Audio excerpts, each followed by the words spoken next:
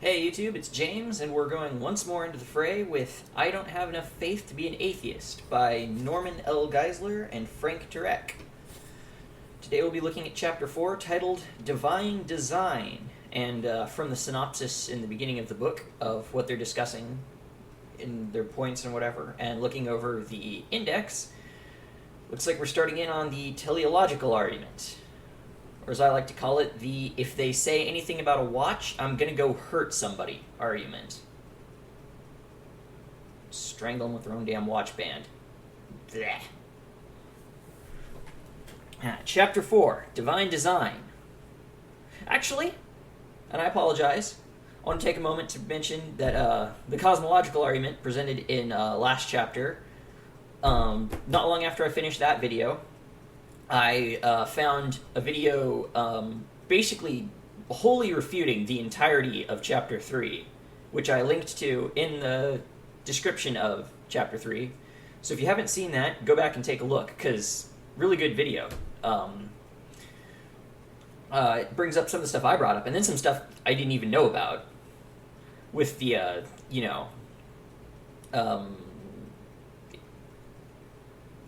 Go look at it. It's really interesting stuff. Definitely an interesting watch, and certainly very educational. That being said, Chapter 4, Divine Design. We start off with a quote, as usual. Only a rookie who knows nothing about science would say science takes away from faith. If you really study science, it will bring you closer to God. This is a quote from James Tour, nanoscientist. And as it has become tradition, I'm going to go look him up, probably on the wiki machine.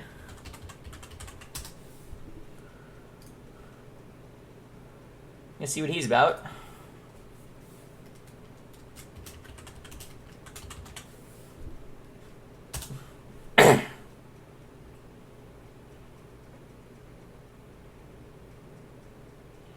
Synthetic organic chemist specializing in nanotechnology.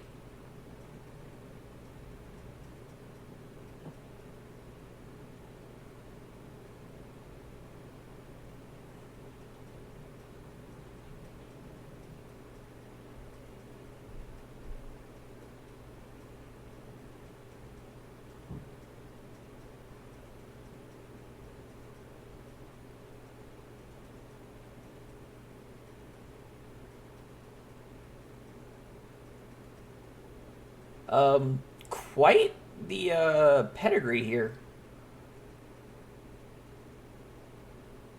Degrees and stuff. Unfortunately, it looks like there's a swing and a miss here with... In 2001, he signed the Discovery Institute's A Scientific Dissent from Darwinism. Oh my. For those who are disconcerted or even angered that I signed a statement back in 2001, he responded, oh, okay. To those, it says here in a, I think it's a quote from him, to those who are disconcerted or even angered that I signed a statement back in 2001, he responded, I have been labeled as an intelligent design proponent. I am not. I do not know how to use science to prove intelligent design, although some others might. I am sympathetic to the arguments on the matter, and I find some of them intriguing, but the scientific proof is not there, in my opinion. So I prefer to be free of that ID label. Interesting. I don't know, even if I agreed with them, I wouldn't get near the intelligent design movement. Those guys, the Discovery Institute, nutsos, nut bars. Completely discredited lunatics.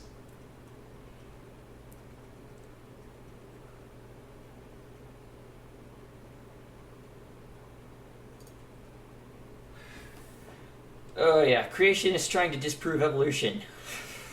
Always good for a laugh, I guess. Kinda. Whatever.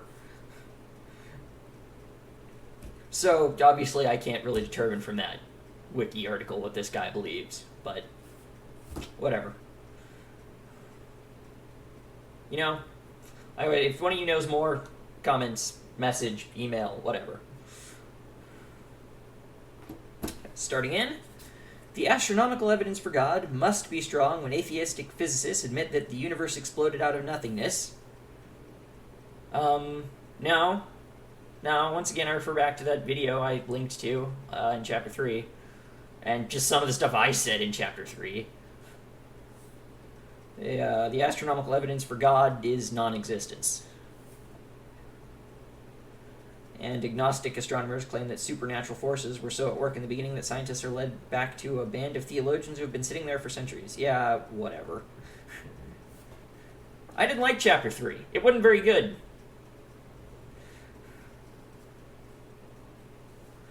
But the scientific evidence for God does not end with the cosmological argument. I'd argue it doesn't even start with it.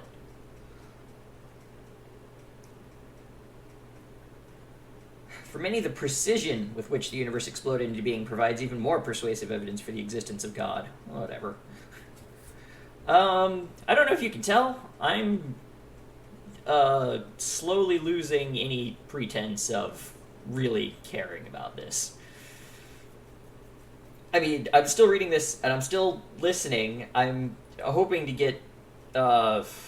I'm kind of reading this for, like, the evidence that, you know, stuff in the Bible is true. This stuff is just creationist garbage. I'm really only reading this kind of as a formality.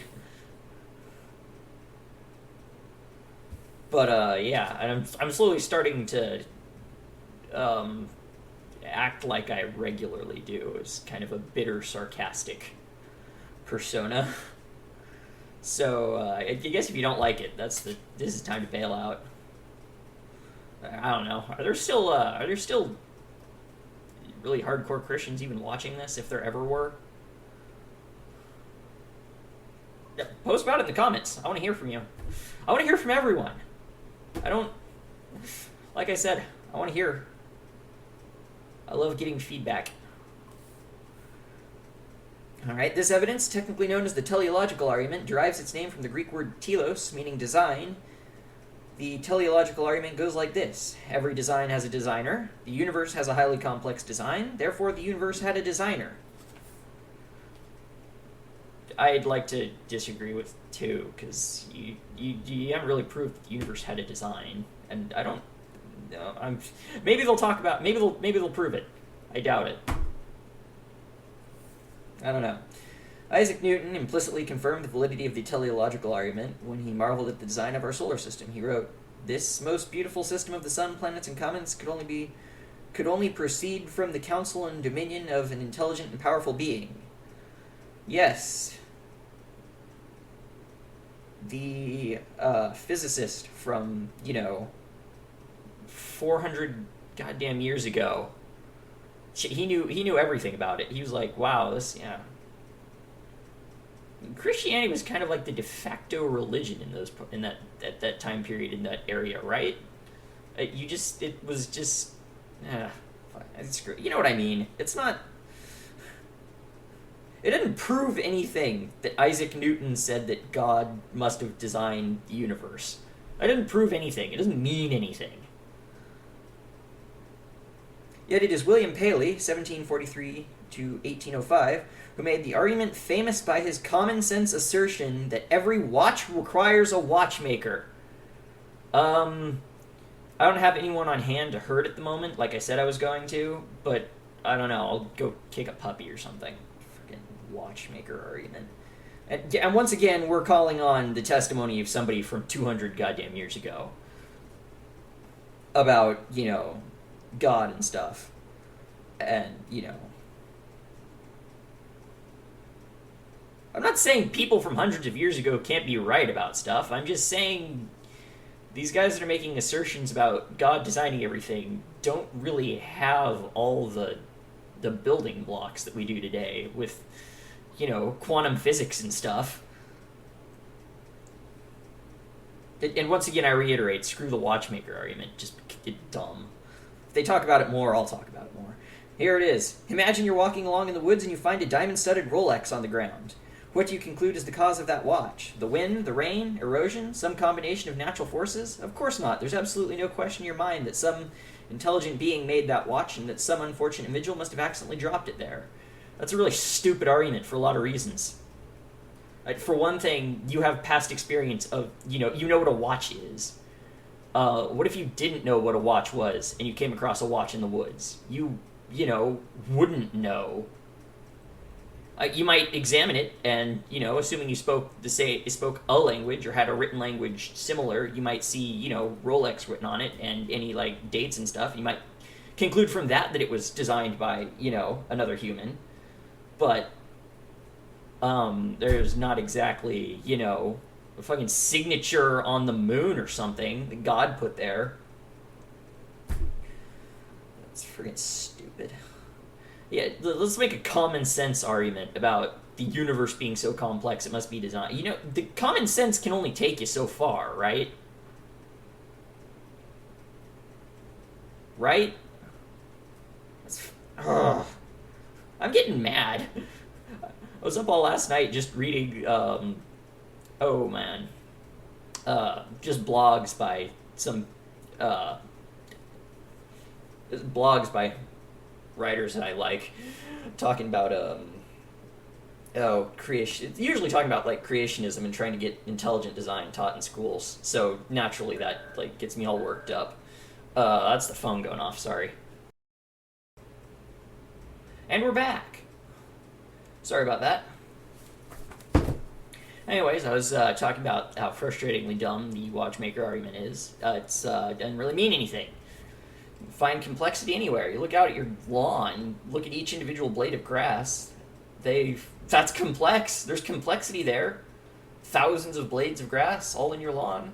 They make, some kind of pattern or design or something sometimes, if you look at it right. It's complexity. It doesn't mean anything. Damn it. You look at a watch. The real argument for designer there is that it serves some kind of purpose. You can't really prove that the universe serves any sort of purpose. Now, can you? Unless you're already assuming that God created the universe specifically for human beings or whatever. In which case you're just kind of making circular argument. Whatever. I'm sure someone can refute it even better than, like, my little blithering tirades. If you can, comment. If I'm totally off base, comment. Talk to me, people.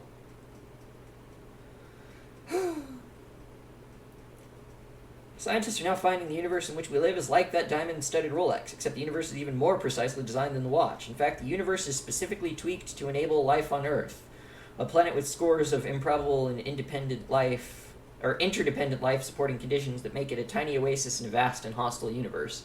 And, once again, I brought up the confirmation bias, whereby, you're only here because things turned out that way, so you don't really have a basis for saying,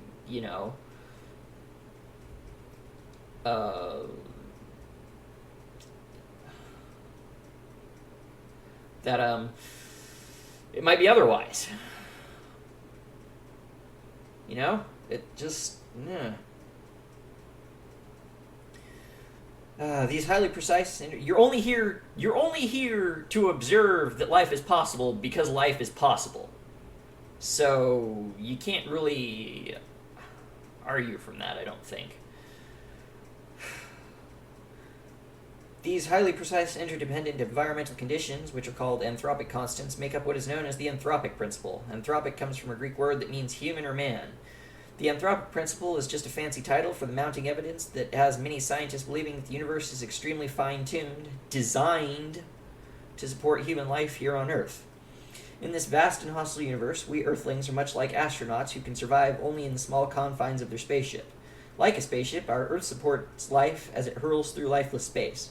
But also like a spaceship, a slight change or malfunction in any of a number of factors, neither the universe or the Earth itself, could fatally alter the narrowly defined environmental conditions we need to survive. Apollo 13, one of the most challenging and famed missions in the history of NASA, will help drive this point home. We're going to spend the next few pages aboard Apollo 13, and as we do, we'll point out some of the anthropic constants that make our lives possible. They keep talking about scientists finding God in the evidence or whatever. Here, I want to pull up a statistic because I think this is statistically significant, although, once again, other people's opinions aren't really the best place to draw conclusions from.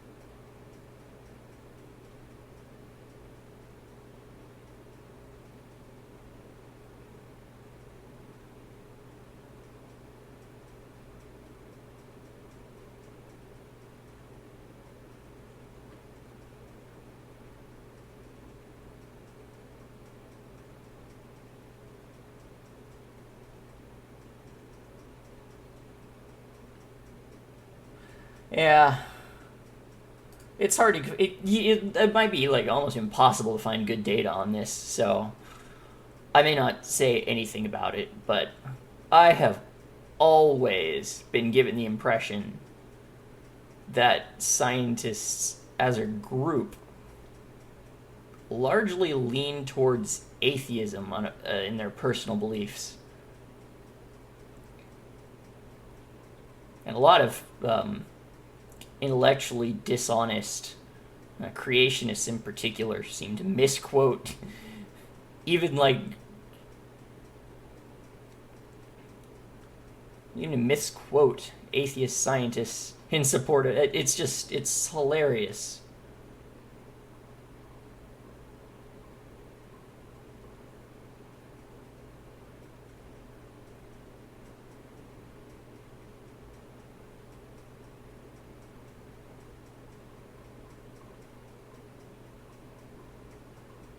But then in like the genuine scientific community, I think there's kind of a negative outlook on religion. So some, scientists that are religious might try and hide it, but then there might be, atheist scientists who, profess Christian beliefs just because they live in an area of, high Christian density or whatever, and don't want to have to deal with, that. So whatever. There's no point to be made here. Is the point I end up making. I'm trying to distract myself from this book. We're not going anywhere here.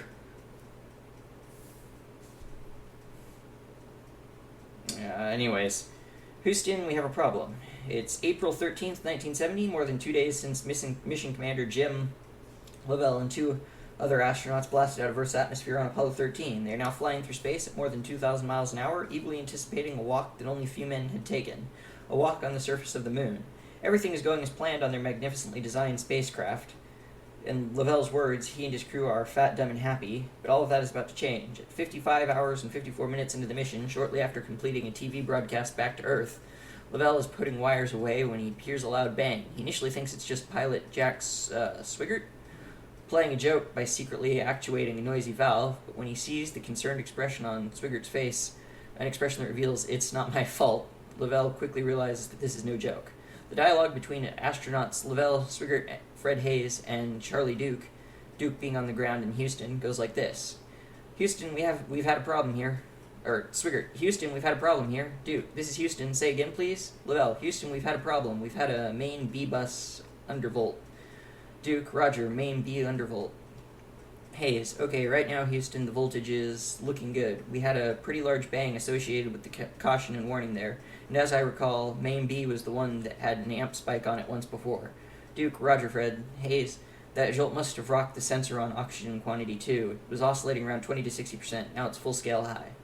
At this point, the astronauts are not entirely sure what is happening. Oxygen tank sensors appear to be erratic. They're showing the tanks have as little as 20% to the impossible quantity of over 100%. Meanwhile, despite Hayes' initial observation that the voltage is looking good, multiple master caution warnings on the ship's electrical systems are telling the opposite story. Within a few minutes, the dire nature of the problem becomes apparent. Apollo 13 doesn't have just a sensor problem, it has an actual problem. Their spacecraft, now nearly 200,000 nautical miles from Earth and heading away from home, is quickly losing oxygen and power. 2 of the 3 fuel cells are dead, and the third one is depleting rapidly. Hayes notifies Houston about the power situation.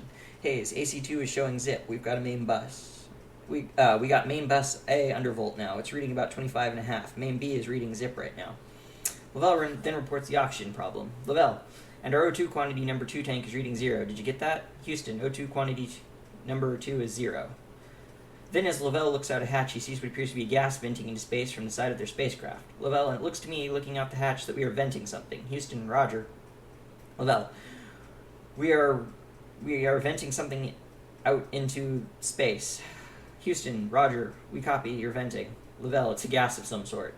That gas is later confirmed to be oxygen. Although the crew doesn't know this yet, oxygen tank 2 has just exploded and damaged oxygen tank 1 in the process. Lovell can't see the damage, just the venting gas. Anthropic constant 1, oxygen level. On Earth, oxygen comprises 21% of the atmosphere. That precise figure is an anthropic constant that makes life on Earth possible. If oxygen were 25%, fires would erupt spontaneously. If it were 15%, human beings would suffocate. Lovell and his crew must now find a way to maintain the right level of oxygen in their ship. But oxygen is not their only problem. Like the atmosphere on Earth, the change of one constant on the spacecraft can affect several others that are necessary for life. The explosion creates a shortage not only of oxygen, but also of electricity and water. On Apollo 13, water and electricity are produced by combining oxygen with hydrogen in the fuel cells. Without oxygen, there will be no way to manufacture air, water, or power, and since they are in the vacuum of space, there's no source of oxygen from the outside. The situation is so unimaginable that Jack Swigert would later say, if somebody had thrown that at us in the simulator, meaning a quadruple failure of fuel cells 1 and 3 and oxygen tanks 1 and 2, we'd have said, come on, you're not being realistic. Unfortunately, this isn't the simulator, but a real emergency in a spacecraft 2/3 of the way to the moon. What can they do? Fortunately, there's a lifeboat. The lunar module, LM, known as the LEM, has provisions that can be used in an emergency. The LM is the craft attached to the top of the command module that 2 of the astronauts are scheduled to ride down to the moon while the 3rd astronaut orbits above. Of course, the moon landing is about to be called off. Saving the lives of the astronauts is now the new mission of Apollo 13. In an effort to save power for re-entry, the astronauts quickly power down the command module and climb into the LM. But even with the LM, the astronauts are by no means out of the woods. They still have to sling around the moon in order to get back to Earth. This will take time they don't have. The LM has provisions designed to sustain 2 men for about 40 hours, but they need to sustain 3 men for 4 days. As a result, every effort is made to conserve water, oxygen, and electricity. All non-essential systems are shut down, including heat, and the astronauts decrease their water consumption to 1 small cup per day. Hayes, feeling ill, soon begins to run a fever, and all 3 of the astronauts slowly begin dehydrating. This makes concentration more difficult. Unfortunately, with most automated systems shutting down, concentration becomes more and more critical. Besides slinging around the moon, the crew needs to take several manual course corrections to ensure they hit the proper re-entry angle and to speed up their trip home. To do so, they'll have to manually navigate by the stars, but since debris from the explosion tends to envelop the ship in the vacuum of space, the astronauts can't distinguish the stars from sunlight reflecting off the debris. Consequently, they are reduced to using the Earth and the Sun as navigational reference points by lining them up in a spacecraft window. Using this rather crude method, they check their calculations again and again to ensure they are correct. They have little room for error. In fact, they must aim the ship for re-entry at a point no less than 5.5 degrees and no more than 7.3 degrees below the Earth's horizon, from the spacecraft's point of view. Any deviation from that range, and their ship will either skip off the Earth's atmosphere or burn up in too steep a descent. Anthropic constant 2, atmospheric transparency. The small window the astronauts must hit reflects the exacting standards by which the universe has been designed. While the atmosphere presents a re-entry problem for the astronauts, its present qualities are absolutely essential for life here on Earth. The degree of transparency of the atmosphere is an anthropic constant. If the atmosphere were less transparent, not enough solar radiation would reach the Earth's surface. If it were more transparent, we would be bombarded with far too much solar radiation down here. In addition to atmospheric transparency, the atmospheric composition of precise levels of nitrogen, oxygen, carbon dioxide, and ozone are in themselves anthropic constants. Anthropic constant 3, Moon-Earth gravitational interaction. As the astronauts begin to sling around the moon, they encounter another anthropic constant. This one regards the gravitational interaction that the Earth has with a moon. If the interaction were greater than it currently is, tidal effects on ocean's atmosphere and rotational period would be too severe. If it were less, orbital changes would cause climactic instabilities. In either event, life on Earth would be impossible. Following their close encounter with the moon, the astronauts are finally heading toward home. However, still another problem arises. The delicate living conditions inside the spacecraft are becoming contaminated. As oxygen is being consumed, the astronauts are producing a new problem simply by exhaling. That is, carbon dioxide is beginning to reach dangerous levels inside the ship. If they can't find a way to change the carbon dioxide filters in the LM, the 3 astronauts will be poisoned by their own breath. Mission Controls tells the astronauts to unpack extra filters designed for the command module. The part of the ship has been evacuated and powered down to see if they can be used in the LM, but instead of getting some much-needed good news, the astronauts soon realize that the CM filters are the wrong size and shape for the LM. Contractor A apparently had not coordinated with Contractor B. Frustrated flight director Gene Kranz, who famously inspired Mission Control with "failure is not an option," barks, "Tell me this isn't a government project." Scrambling for a solution, NASA engineers on the ground begin what is known as a workaround. They brainstorm a way to rig the square CM filters to fit the round hole in the LM with just materials that can be scrounged up on the spacecraft. They design a fix that they think will work and then talk the crew through the rigging process. Their workarounds involve the ingenious use of cardboard, spacesuit hoses, stowage bags, and duct tape. Anthropic constant. They made another joke there that I'm just skipping because, once again, the author isn't funny or entertaining at all. I'm just getting annoyed here because this stuff about anthropic constants is, once again, just like a huge confirmation bias that, you couldn't really wonder about it if they weren't so. And we don't even know how common Earth-like conditions are in the universe. Like, we're just now, starting to really see and explore planets orbiting around other stars and stuff. It's, once again, that's all incredibly interesting, unlike this book.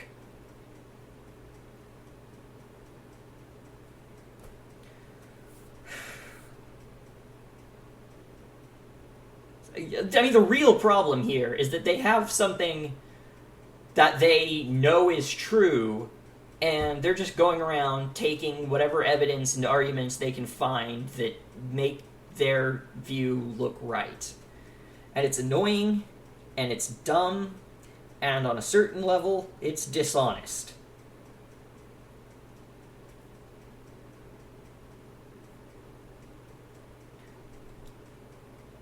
But, moving on to anthropic constant 4, carbon dioxide level. Of course such a rig is not necessarily here on Earth, because just the right level of carbon dioxide is maintained naturally in the Earth's atmosphere. This is another anthropic constant. If the CO2 level were higher than it is now, a runaway greenhouse effect would develop, we'd all burn up. If the level were lower than it is now, plants would not be able to maintain efficient photosynthesis. We'd all suffocate, the same fate the astronauts are trying to avoid. Thankfully, the rigged filters work and buy the crew valuable time and breathable air. Soon the time arrives to jettison the crippled service module. As the service module falls away, the crew sees, for the first time, the extent of the damage. The oxygen tank explosion blew a 12 by 6 foot panel off the side of the service module, tilted the fuel cells, and damaged an antenna. Had an explosion less than half that magnitude occurred near the heat shield of the command module, it would have resulted in a catastrophic failure of the spacecraft and loss of the crew. Had an explosion less than half that magnitude occurred near the heat shield of the command module, it would have resulted in a catastrophic failure and a loss of the crew. I'm going to assume that the NASA engineers made sure that there wasn't going to be an explosion near the fucking heat shield that kept integrity of the command module. Engineers are smarter than that, usually. Even if it is a government project. Ho ho ho. And that just seems pointless. Could an explosion of half that magnitude have happened there? Why are you pointing that out? It doesn't mean anything. You don't mean anything. This book is meaningless. I'm mad and bored. And yelling at the internet. As they approach re-entry, the crew climbs back into the command module and attempt to power it up. This is their only hope of getting home. The LM doesn't have a heat shield. But with all 3 fuel cells dead and only battery power available, the normal CM power-up procedure will not work. Not every system can be brought online because there simply isn't enough juice in the batteries. As a result, they have to rely on a new power-up procedure that other NASA engineers and astronauts have just finished developing on the ground. To complicate matters, condensed water is now dripping from the CM's control panels where the temperature is a frigid 38 degrees. Will the panels short? Will the necessary systems come online? This is a dangerous environment in which to apply power, but they have no choice. Despite the danger, the new power-up sequence succeeds, and the astronauts strap themselves in for re-entry. Back on Earth, the world fixates on the fate of the 3 men. News bulletins and press conferences give timely updates. Congress passes a resolution for the American people to pray, and the Pope urges the world to pray as 3 brave Americans in a damaged space capsule accelerate toward the Earth's atmosphere at a tremendous speed. In a short time, they will be pulled by the Earth's gravity to a maximum velocity of nearly 25,000 miles per hour. That's almost 7 miles per second. An impressive figure. I once again don't know why you're bringing it up. I'm sure the NASA engineers and scientists weren't praying. I'm pretty sure they were busy trying to save lives. Just thought I'd point that out. Prayer doesn't help anyone. Prayer's a waste of time.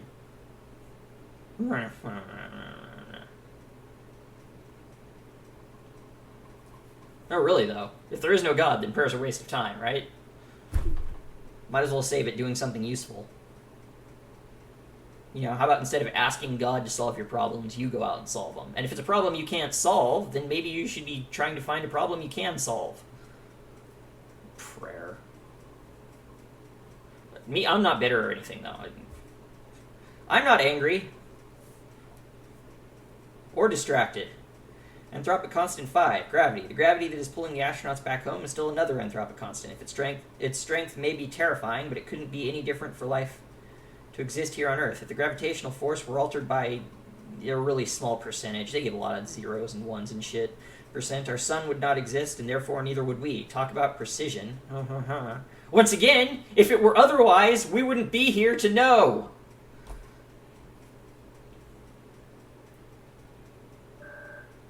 Goddamn. Sorry, the phone's ringing again. I'm gonna have to pause. Rude people calling and interrupting my internet video. Our sun would not exist, and therefore neither would we. Talk about precision. Yeah, I'll give you precision. The astronauts plummet to Earth in their crippled spacecraft. No one is certain if they will survive the violent and intensely hot re-entry. Too many questions remain unanswered. Is the heat shield fully intact? Is the ship really on the right entry angle? Will the entry batteries on the CM work? Will the parachutes deploy properly? To make matters worse, there's a typhoon warning in the recovery area. In light of all the uncertainty, the astronauts pay their respects to the ground crew just prior to the 3-minute radio blackout that accompanies re-entry. Swigert, hey, I just wanted to say you guys are all doing real good work. Houston, so are you guys, Jack. Swigert, I know all of us here want to thank all of you guys down there for the very fine job you did. Lavelle, that's affirmed, Joe. Houston, I tell you, we all had a good time doing it. Lavelle, you have a good bedside manner. Houston, that's the nicest thing anybody's ever said. Houston, okay, loss of signal in a minute. Welcome home. Swigert, thank you. Well, that's kind of awesome. I like that. You know, just no mention of God or prayer. That's not really important. I'm just, saying. Not thanking the ground crew, not God. They know who helped them. During re-entry, a C-135 aircraft is circling the recovery area to provide the necessary communication link back to mission control, but after 3 minutes, there is no contact with the astronauts. Tension rises. Houston, Apollo 13 should be out of blackout at this time. We are standing by for any reports of area... Sorry, that's the phone again. Apologize for the interruption again. I've taken the phone from my room. No longer will we be disturbed by its incessant ringing. Where were we? Houston, Apollo 13 should be out of blackout at this time. We are standing by for any reports of Apollo range instrument, area acquisition. Flight, network, no area contact yet? Network, not at this time, flight. Long pause. 4 minutes since re-entry, still no contact. No re-entry has ever taken this long. Houston, standing by for any reports of acquisition. Finally, the aircraft receives a signal from the capsule. We got a report that Area 4 aircraft has acquisition of signal, but there's no confirmation yet that anyone is alive. Houston, Odyssey, Houston, standing by. Over. To the relief of everyone, Swigert finally speaks up. Swigert, okay, Joe. Houston, okay, we read you, Jack. The astronauts are alive, but one last hurdle remains. 2 stages of parachutes, first the drogue, and then the main, must work or all will be lost. Without successful parachute deployment, the astronauts will be obliterated as their capsule impacts the ocean at 300 miles per hour. Houston, less than 2 minutes now till the time of drogue deployment. Waiting. Houston, report of 2 good drogues coming up now on main chutes. Standing by for confirmation of main chutes deploy. The main parachutes deploy as designed, and Houston gains visual contact. Odyssey, Houston, we show you on the mains. It really looks great. Finally, after 4 days of nail-biting suspense, the astronauts, mission control, and the rest of the world breathe a sigh of relief. Houston, extremely loud applause here in mission control. Extremely loud applause as Apollo 13 on main chutes comes through loud and clear on the television display here. Splashdown occurs at 1:07 p.m. Eastern Standard Time on April 17, 1970. The anthropic principle, the design is in the details. When some in mission control began to express doubts that the astronauts would return alive, Flight Director Gene Kranz countered their pessimism with, "Gentlemen, I think this is going to be our finest hour." Indeed it was. Apollo 13 became known as a successful failure. The astronauts failed to walk on the moon, but they successfully returned to Earth despite nearly lethal conditions. Just as the crew survived against all odds through those lethal conditions, we too survive against all odds on this tiny planet called Earth. The Apollo spacecraft, like our Earth, were designed to maintain human life in the very hostile environment of space. Since human beings can only survive in a very narrow envelope of environmental conditions, these ships must be designed with incredible precision and thousands of components. If one small thing goes wrong, human life is in jeopardy. On Apollo 13, the one small thing that put the crew in danger seems to be too minor to matter. Oxygen tank number 2 has been accidentally dropped 2 inches at some point prior to its installation. That mere 2-inch drop damaged the tank's thin wall and began a cascade of events that ultimately led to its explosion. Due to the interdependent nature of the components, failure of the oxygen system led to failure of other systems and almost to loss of the spacecraft and the crew. Think of it, that one little 2-inch drop led to all of the problems the astronauts had to overcome in order to survive. It resulted in too little oxygen, water, and power, and too much carbon dioxide and navigation error. Like a small change to the spaceship, a small change in the universe would result in big problems for us as well. We've seen, scientists have discovered that the universe, like a spacecraft, is precisely designed to create the very narrow envelope of life-supporting conditions here on Earth. Any slight deviation in any one of a number of environmental and physical factors, what we've been calling constants, would preclude us from even existing. And once again, they're presenting no evidence that things would be, any more likely to be other than the way they are. There's fucking, I don't know. I don't like these guys. They're dumb. Their arguments are dumb. The teleological argument is dumb. I feel dumber for reading this. I'm sorry I signed up for this. And I'm only going because I'm only keeping going because I told a friend I'd read this. So yeah. Friggin'. I don't know how you define a small change in the universe. Yeah, a small change in the universal constants were different, then yeah, things would totally be different.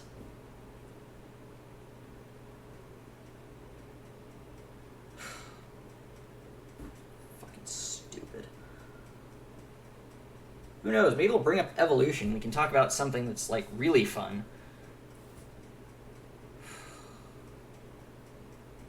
The extent of the universe's fine-tuning makes the anthropic principle perhaps the most powerful argument for the existence. If this is your best argument for the existence of God, then I don't even want to see the rest of them.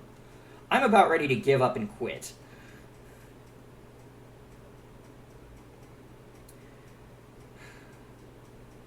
It's not that there are just a few broadly defined constants that may have resulted by chance. There are more than 100 very narrowly defined constants that strongly point to an intelligent designer.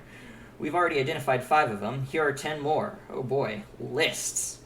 Yeah, lists. That's a great way to prove your points. Just list things. Throw it all at the wall. See what sticks. If the centrifugal force of planetary movements did not precisely balance the gravitational forces, nothing could be held in orbit around the sun. Whatever. The universe had expanded at a rate 1/millionth more slowly than it did, expansion would have stopped, the universe would have collapsed on itself before any stars had formed. If it had expanded faster, then no galaxies would have formed. It's all an exercise in that fucking... I'm thinking of confirmation bias, right?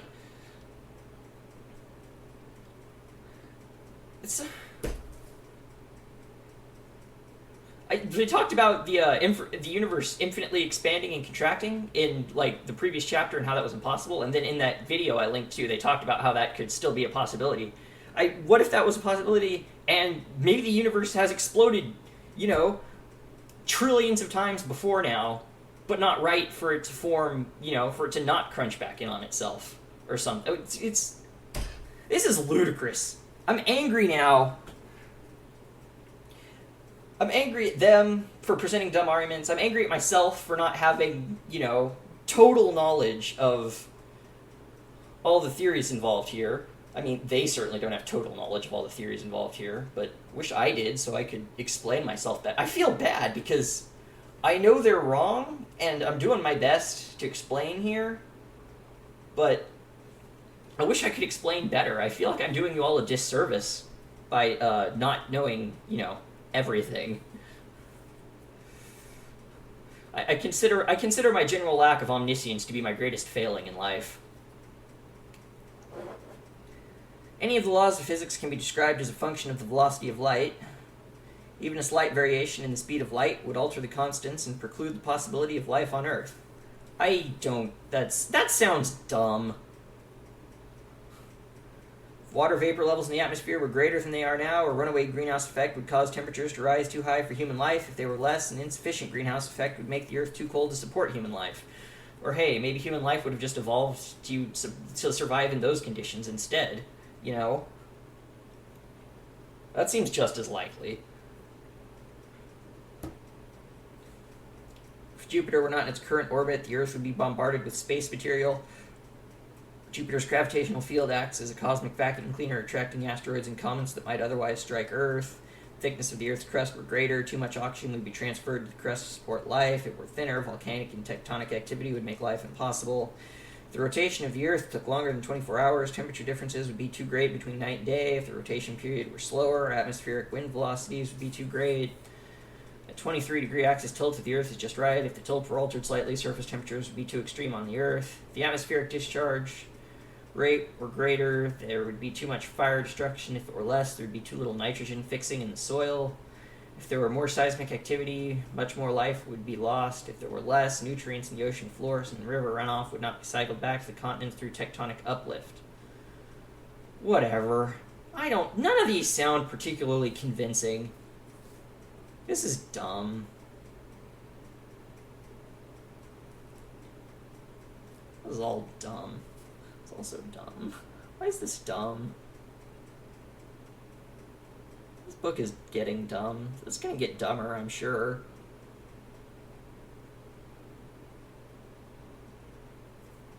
I'm not saying it's dumb because it's Christian. I'm sure there's smart Christian books somewhere. Uphill battle, I'm sure, but this book is getting dumb. This book was dumb. This book has been dumb ever since it said agnostics have faith that agnosticism is true. And yeah, I'm still hung up on that because that's still the dumbest thing I've ever seen put in print.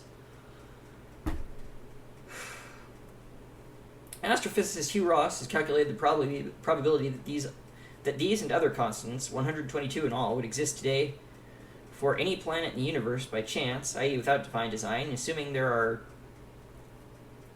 are 10 to the 22nd power planets in the universe. I don't know why we're assuming that. His answer is shocking. 1 chance in 10 to the 138th power. That's 1 chance in 1 with 138 zeros after it. There are only 10 to the 70th power atoms in the entire universe. In fact, there's 0 chance that any planet in the universe would have life-supporting conditions we have unless there's an intelligent designer behind it all. I'm sure every figure there is bullshit.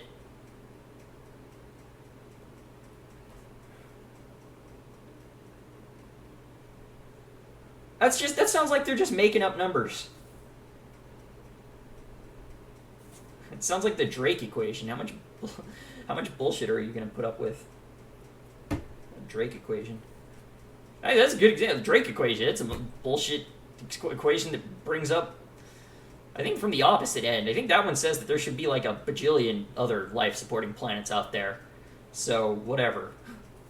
I think that's dumb, too. Nobel laureate Arno Penzias, co-discoverer of the radiation afterglow, put it this way: astronomy leads us to a unique event, a universe which was created out of nothing and directly balanced to provide exactly the conditions required to support life. In the absence of an absurdly improbable accident, the observations of modern science seem to suggest an underlying, one might say, supernatural plan.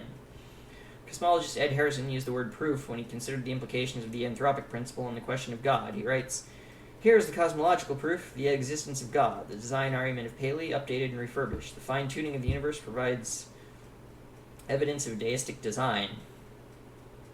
Proof for God. How do atheists respond? I have a guess.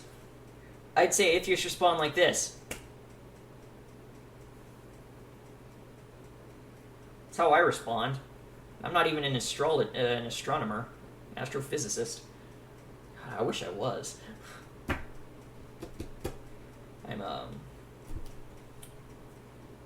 I'm currently out of school right now. I had to drop out of college for health reasons, actually. So this is kind of my just, self-educating myself here, reading this book, looking up stuff. That was the idea. I'm not really learning anything. I'm just getting annoyed. Found that video that I linked to at the end of chapter 3, though, so that taught me something.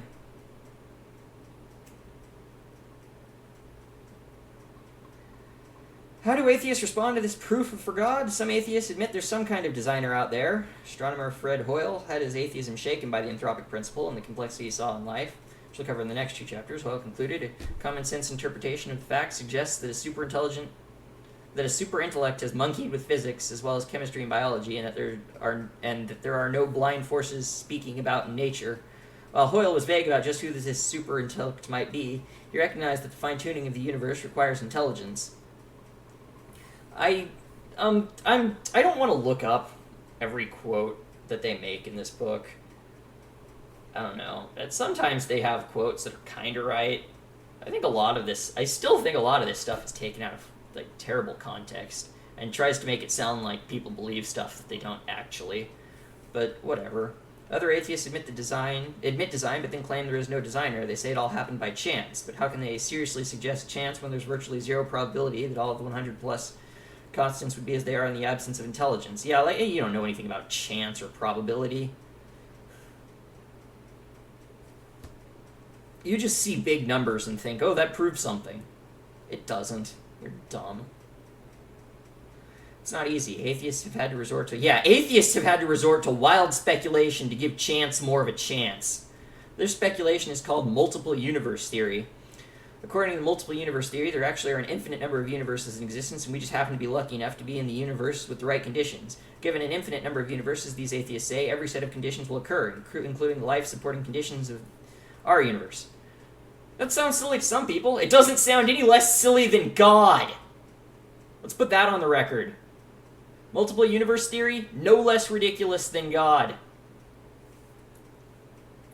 There are multiple problems with this multiple universe explanation. First and significantly, there's no evidence for it. There's no evidence for God. Shut up.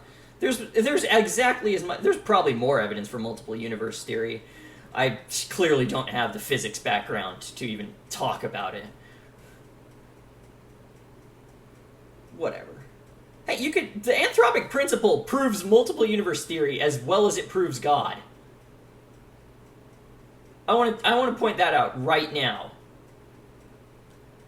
All of the arguments you're using for God in this chapter can be used to argue for multiple universe theory. Probably better.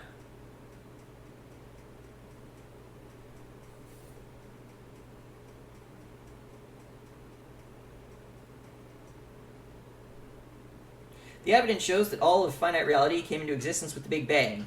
Finite reality is exactly what we call the universe. If other finite realities exist, they're beyond our ability to detect. No one has ever observed any evidence that such universes may exist, which is why this multiple universe idea is nothing more than a metaphysical concoction, a fairy tale built on blind faith, as detached from reality as Stephen Hawking's imaginary time, and your belief in a fucking invisible man in the sky.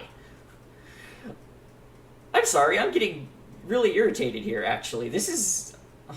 I don't know what I was expecting going into this. I was expecting more than this.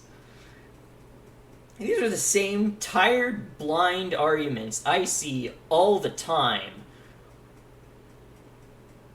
for God. It's just annoying. It gets old. This is dumb. Like I said, I was reading this book. I want to hear like more about their historical evidence for Jesus and stuff. Okay, I wasn't expecting this much just bullshitting around with discredited logical fallacies. Second, as we discussed in the last chapter, an infinite number of finite things, whether we're talking about days, books, beings, bangs, there can't be an unlimited number of limited universes. Yeah, there can. You don't fucking know. You don't know the first damn thing about infinity, so shut up. Once again, they talked about it in that video I linked to at the end of Chapter 3, which was really interesting stuff, and once again, I don't have the physics background to talk about a lot of it, but then neither do these guys, so whatever. I'd say I'm exactly as qualified as whoever, these writers, I am just as qualified on these subjects as they are.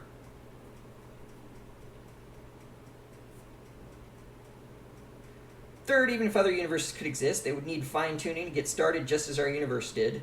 Recall the extreme precision of the Big Bang we described in the last chapter, so positioning multiple it doesn't eliminate the need for a designer, it multiplies the need for a designer. Yeah, whatever. Multiply the need for me hitting you in the face. I'm starting to get really intolerant, and I hope you understand why. I'm not just hating on these people because they have like different ideas and beliefs than me. I'm hating on like their arguments here because they're just dumb rehashes of old hat stuff that's been discussed a million times before and is just plain wrong most of the time.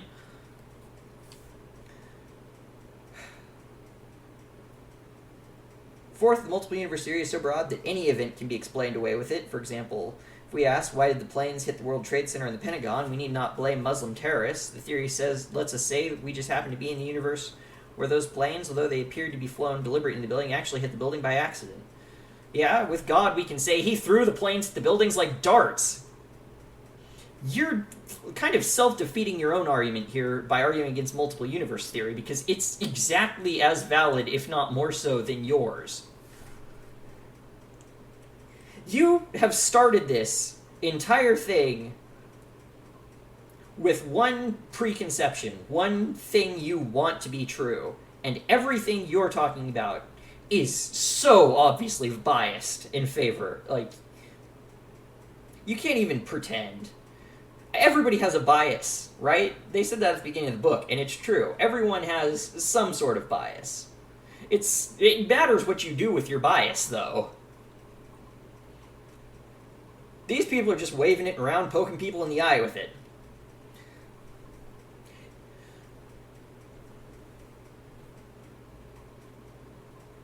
With multiple universe theory, we can even let Hitler off the hook. Yeah, let's let Hitler off the hook with multiple universe theory. Do you see how stupid this argument is? He's just making, like, extreme statements and hoping they stick with you because they're extreme. In fact,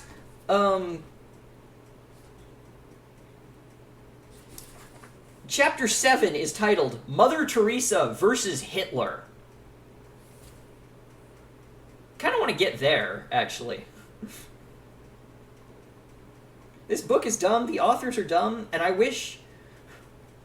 I'm not dumb, but I lack the knowledge I need to really do justice to some of this stuff. Like I said, that's one of my great regrets, that I don't have...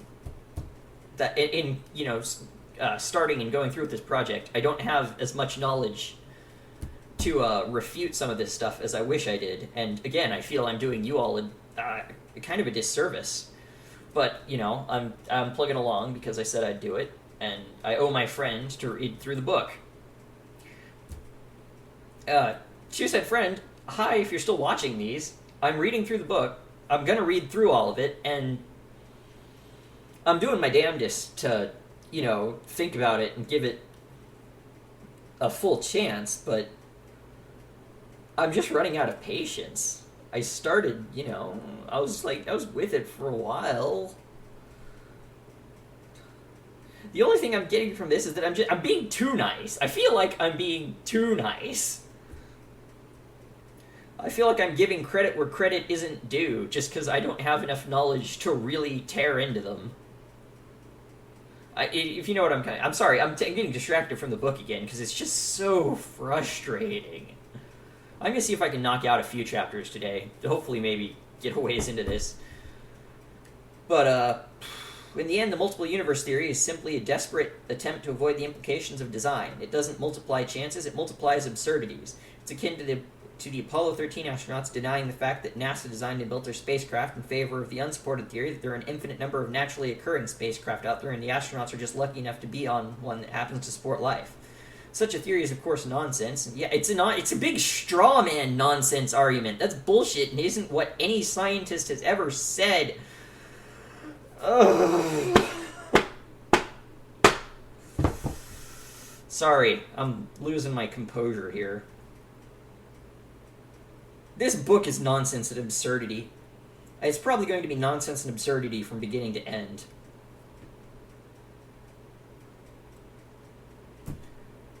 God, look to the heavens. On February 1st, 2003, President George W. Bush solemnly peered into a TV camera to address the American people. My fellow Americans, this day has brought terrible news and great sadness to our country. At 9 a.m. this morning, Mission Control in Houston lost contact with our space shuttle Columbia. A short time later, debris was seen falling from the skies above Texas. The Columbia is lost. There are no survivors.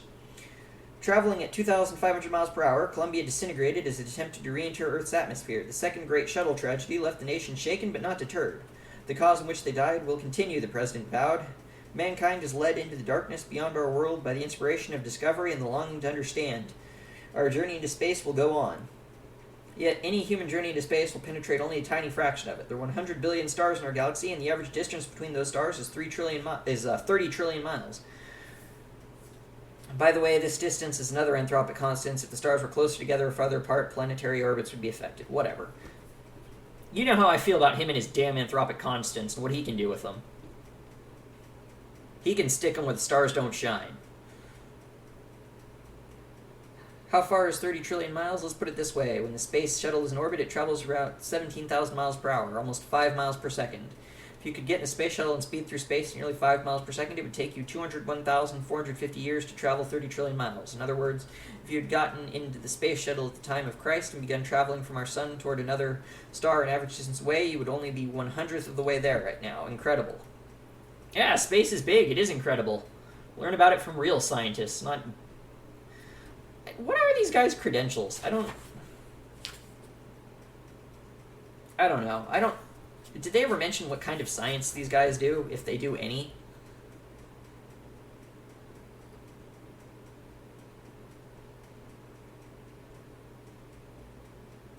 He has a PhD in philosophy. Okay, Norman L. Geisler has a PhD in philosophy. We're taking fucking physics lessons and astronomy lessons here from a philosopher.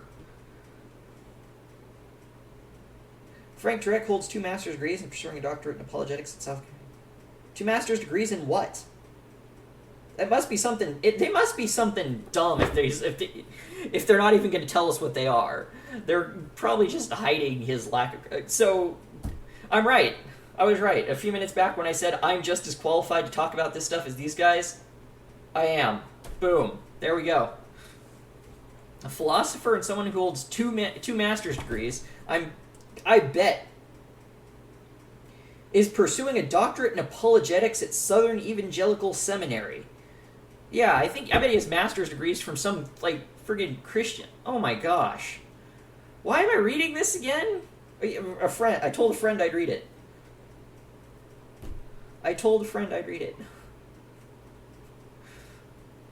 Oh. Said friend, I might be mad at you by the time this is over. And I apologize for that.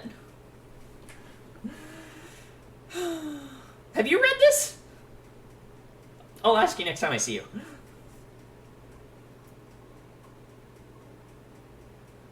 Okay, now keep in mind, that's just between 2 of the 100 billion stars in our galaxy. How many stars are there in the entire universe? The number of stars in the universe is about equal to the number of sand grains on all the beaches of all the Earth.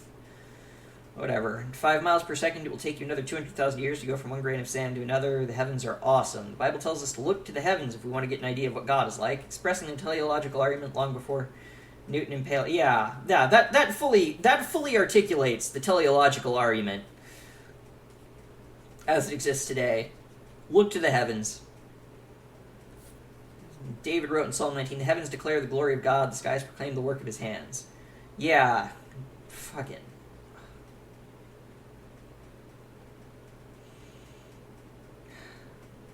Later, the prophet Isaiah posed a question from God. "To whom will you compare me, or who is my equal?" says the Holy One. Multi-universe theory. As far as I'm concerned, it makes as much sense as God. It probably makes more sense. Like I've said, I don't have the physics background to understand, the complexities and math involved in that.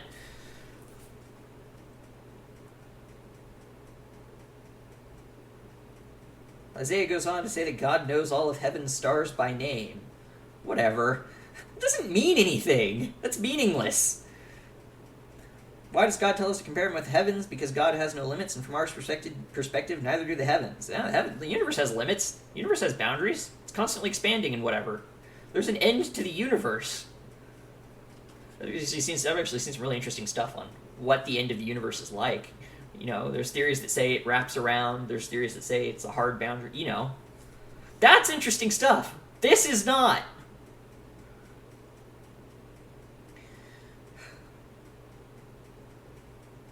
God is the unlimited limiter, the uncreated creator of all things. He's self-existing, infinite being who created this vast and beautiful universe out of nothing, who holds it all together today.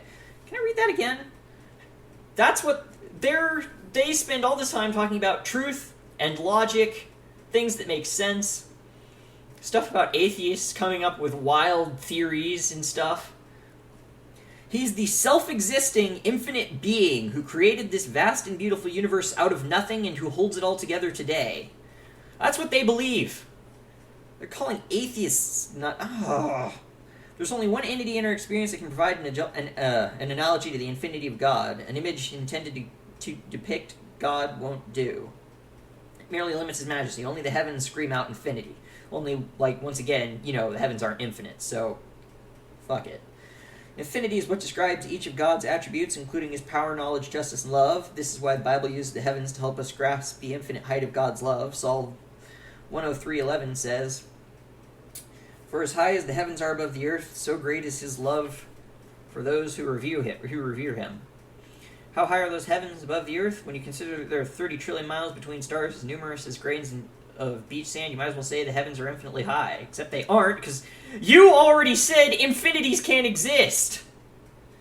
I just remembered that. They said that in chapter 3. You can't have infinities in reality or whatever. Well, fucking, you can, but you don't think you can, so why are you talking about infinities? You dumbass.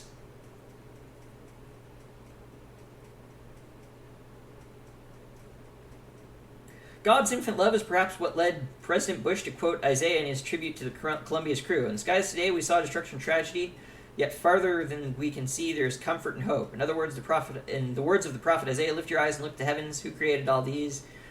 He who brings out the starry hosts one by one and calls them each by name. Because of this great power and mighty strength, not one of them is missing. The same creator who names the stars also knows the names of the 7 souls we mourn today. The crew of the shuttle Columbia did not return safely to Earth, yet we can pray that all are safely home. Okay, yeah, Columbia, tragedy. Any death is a tragedy. Death of, 7, brave people, men and women, scientists, great minds. Even more tragic. If you could attach a value to human life, then their deaths would be particularly tragic. I don't know that you can, but you're really quoting Bush. Is Bush really the person you want to quote? Bush is a joke. Bush has been a joke. Big American joke, and you're quoting him, really? Conclusion. Nearly 2,000 years ago, Paul wrote near the beginning of his letter to the Romans, For since the creation of the world, God's invisible qualities, his eternal power and divine nature have been clearly seen, being understood from what has been made, so that men are without excuse. The evidence for designer certainly is clear in creation, but we often take it for granted. C.S. Lewis, in his classic book, The Screwtape Letters, provides a great insight into this tendency we have to take for granted the amazing world all around us.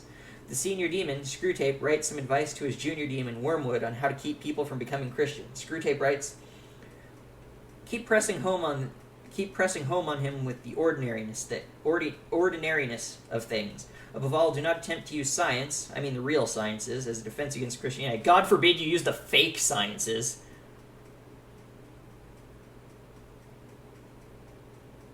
I fully believe Christians know all about fake science.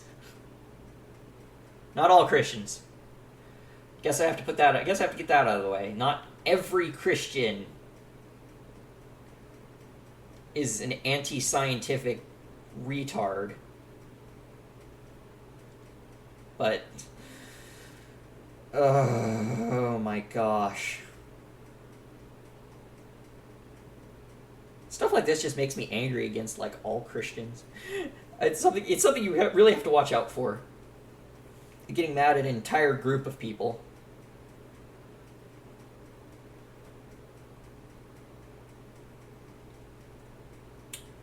Just because of a few, but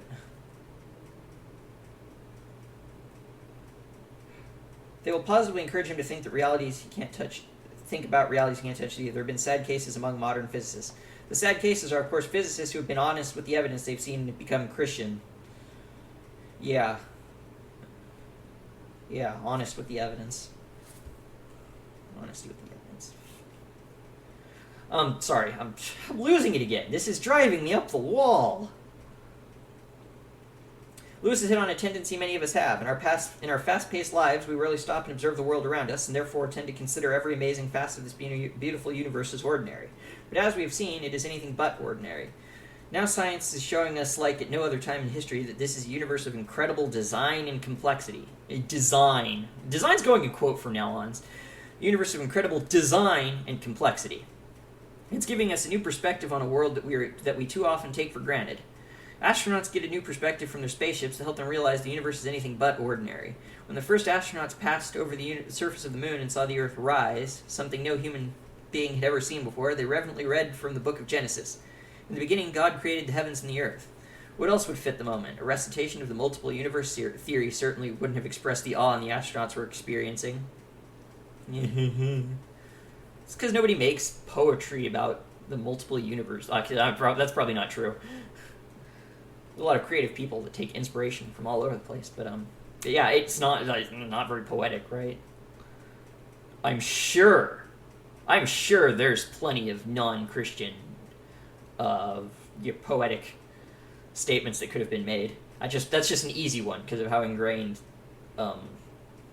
that is into the consciousness of humanity. But whatever.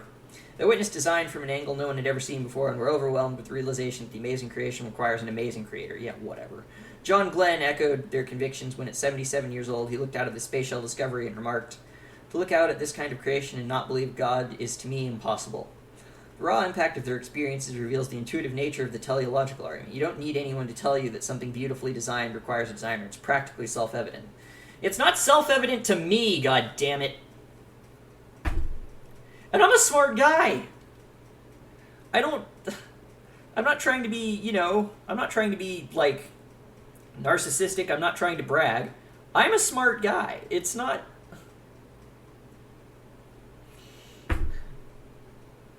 I have many failings. I will be the first to admit. I can get kind of down on myself. I'm not without failings, but I'm a smart guy. It's not self-evident to me.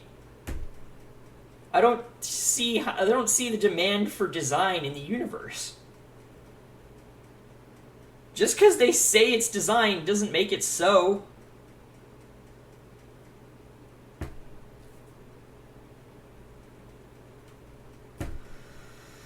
Sorry, I'm getting distracted again because this is just awful. Yeah, nevertheless, let's state the argument formally again, with emphasis on what we've discovered in this chapter. Every design had a designer. As verified by the anthropic principle, we know beyond a reasonable doubt that the universe is designed. Excuse me, teacher, I still have reasonable doubt. Could you fix that? Therefore, the universe had a designer. Well, I don't think 2 is valid, so your entire logical argument falls apart in front of me. Whatever. There's no plausible explanation for the anthropic principle other than a cosmic designer. Just because you're throwing out perfectly good evidence that, this stuff could arise naturally doesn't mean it doesn't exist.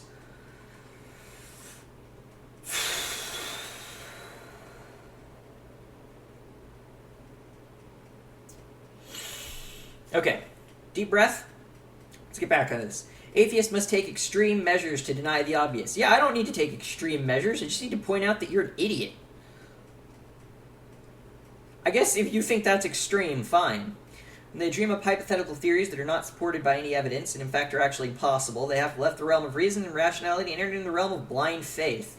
Physicist Paul Davies writes, "One may find it easier to believe in an infinite array of universes than in an infinite deity, but such a belief must rest on faith rather than observation." See, that's just a quote that equates multiple universe theory to belief in God.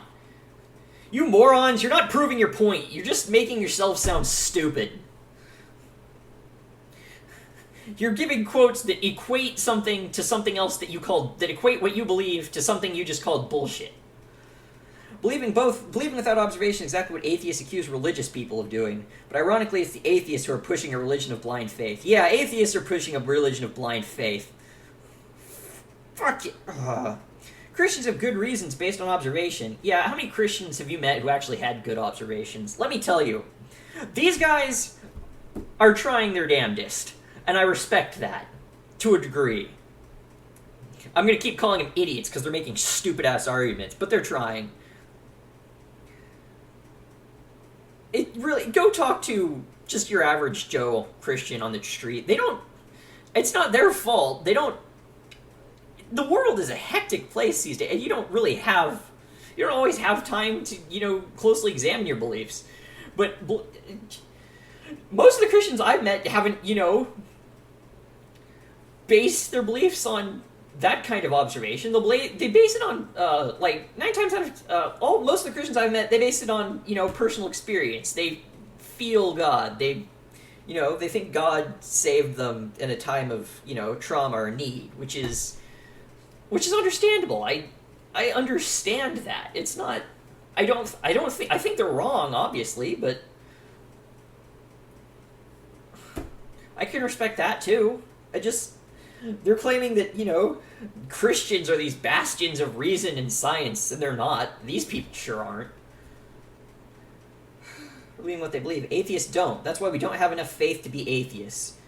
This blind faith of the atheist reveals that the rejection of a designer is not a head problem. It's not as if we lack evidence or intellectual justification for a designer, except you do! As I've been pointing out every step of the way, your every argument is not an argument for God. When it's an argument at all, it's an argument against, one theory, two theories that are popular in science today, and often, there's contention in the scientific community sometimes, whatever.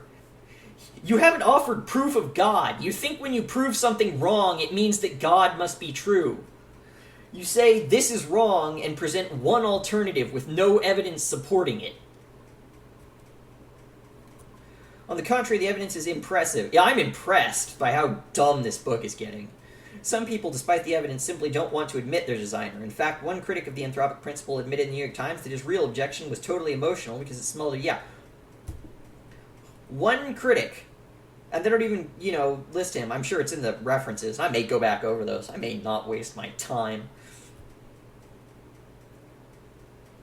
In Chapter 6, we'll address more of these motivations for denying the strong evidence for the existence of God. But first, in Chapter 5, we'll explore more persuasive evidence for a designer. The evidence found in life itself.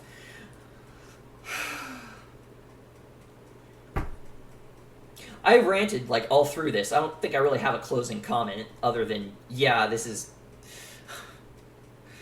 Please, if I'm wrong, tell me about it in the comments. If I'm right, back me up in the comments. I want to know. I want to hear from you guys. Let's see if we can get some good discussion going. I don't know. There are a lot of stereotypes about YouTube commenters, though, so... Don't let that happen. Don't be the dumb YouTube commenters. Be the smart ones. Have a real discussion in the comments. And stuff. Anyways, I'm going to be back here in I'm probably going to be back on in about... I don't know. About 5 minutes for me. Who knows how long for you. With Chapter 5... the first life, natural law or divine awe. I don't know what that means, but if we're going to be... we're probably going to talk about evolution. I hope they're not. I hope they're really wrong about evolution. I hope they're just they go in just the stupidest creationist myths about evolution, because that would give me something, to really talk about. They might not, though. It'd be impressive. Anyways.